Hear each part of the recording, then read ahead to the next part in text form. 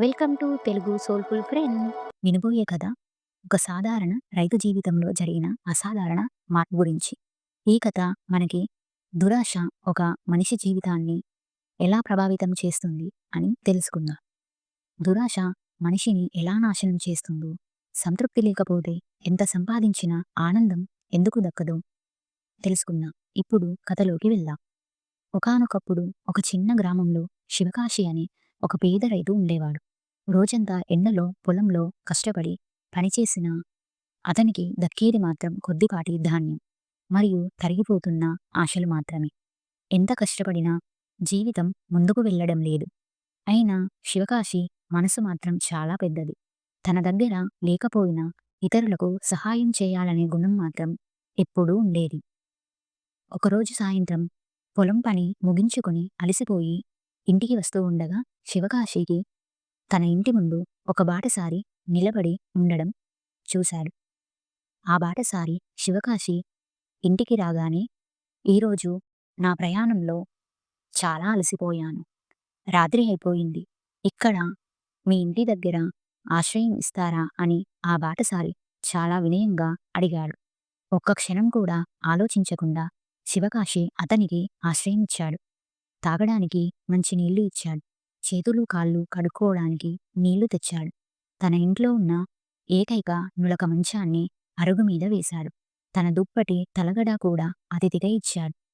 తన దగ్గర ఉన్న చివరి గుప్పెడు బియ్యంతో అన్నం వండి ఆ బాటసారికి సంతోషంగా వడ్డించాడు. తనకు తోచినంత ఉన్న దాంట్లో అతిథికి అన్ని మర్యాదలు చేశాడు.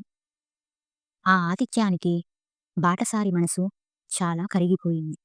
శివకాశి చేతిలో పొద్దున్నే వెళ్ళేటప్పుడు ఒక కోడిని పెట్టి ఇలా అన్నాడు, "ఈ కోడి రోజు ఒక బంగారు గుడ్డు పెడుతుంది. దానిని అమ్ముకొని నువ్వు సంతోషంగా జీవించు.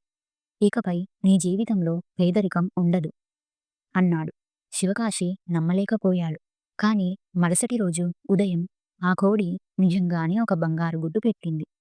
ఆ రోజు నుంచి శివకాశి జీవితం పూర్తిగా మారిపోయింది. రోజు ఒక బంగారు గుడ్డు అమ్ముకొని తన అవసరాలను తీర్చుకుంటూ ఉండేవాడు. అలా క్రమంగా ధనవంతుడయ్యాడు. పాత చినిగిన బట్టలు పోయి పట్టు వస్త్రాలు వచ్చాయి. పాకలో ఉండే ఇల్లు భవనంగా మారిపోయింది. కానీ పొలం పనులు మాత్రం శివకాశి పూర్తిగా మానేశాడు. అలా పరిస్థితులు మారాయి.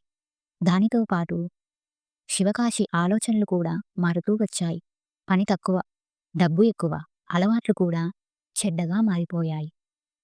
అలా రోజులు గడుస్తూ ఉంటే ఒకరోజు ఈ కోడి రోజు ఒక్క గుడ్డే ఎందుకు పెడుతుంది? ఒక్కసారిగా ఎక్కువ డబ్బు వస్తే ఎంత బాగుంటుంది అనే దురాలోచన శివకాశి మెదడులో మొదలైంది. ఒకరోజు అదే ఆలోచిస్తూ ఒక కత్తి తీసుకున్నాడు.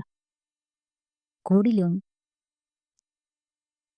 కోడిని కోస్తే ఇంకా ఎన్ని గుడ్లు వస్తాయో అని భావించి కోడిని చంపేశాడు. కానీ అక్కడ మాత్రం ఏమీ లేదు. అది సాధారణ కోడిలానే ఉంది. అప్పుడు శివకాశి ఇలా అనుకున్నాడు, "అయ్యో! ఎందుకు దురాశపడ్డాను? రోజూ సంతోషంగా జీవించే అవకాశాన్ని నా చేతులారా నాశనం చేసుకున్నాను." కానీ అప్పటికే చాలా ఆలస్యమైంది. ఈ కథ మనకు ఒకే ఒక్క విషయం చెబుతుంది. సంతృప్తి ఉన్న చోట నిజమైన సంపద ఉంది. దురాశ మనిషిని క్షణాల్లో శూన్యుడిని చేస్తుంది. ఎక్కువ కావాలని ఆశపడేవాడు ఉన్నదాన్ని కూడా కోల్పోతాడు.